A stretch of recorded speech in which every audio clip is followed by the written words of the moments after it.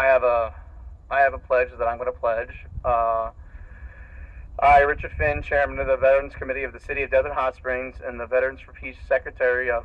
Palm Springs, John Castro, Chapter 19, issue a challenge to every leader, organization, company, co-op, corporation, government, citizen, human in every rural area, town, township, city, state, country, and in the world to join me here on the one-year anniversary of this dedication of this peace poll, which states in 8 different languages, may peace prevail on earth. At this historical Congressional Cemetery here at 1801 East Street, Southeast Washington, D.C., on this day, September 20th, 2015.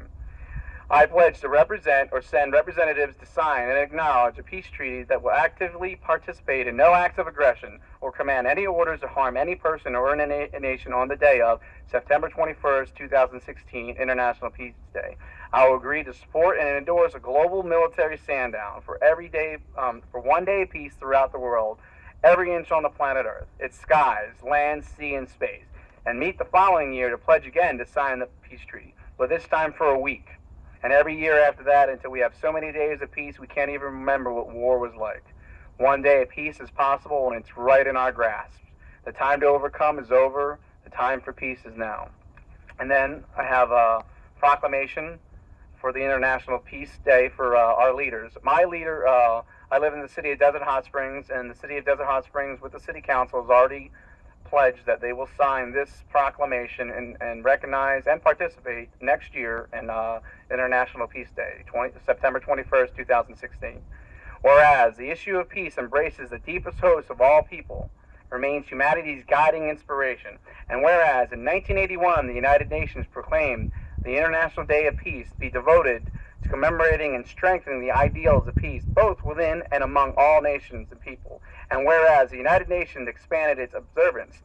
of the International Peace Day in 2001 to include a call for a day of global ceasefire and nonviolence, and invited all nations and people to honor a cessation of hostilities for the duration of the day. And whereas there is growing support within our city in observance of International Day of Peace, which affirms the vision of our world at peace and fosters cooperation between individuals, organizations, and nations. And whereas global crisis impels all citizens to work toward converting humanity's noblest aspirations for world peace into a practical reality of a culture of peace for future generations, therefore, I, the name of the leader, mayor of the city, president of the United States, the mayor of Washington, D.C., I call a challenge out to you guys and urge all government departments and agencies, organizations, schools, places of worship, and individuals in our city to commemorate in an appropriate manner the International Day of Peace. This may include community service projects,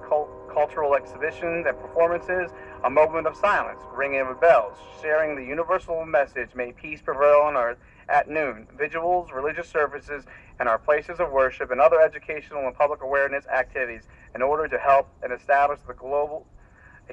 day of peace in our homes, our communities, and between the nations.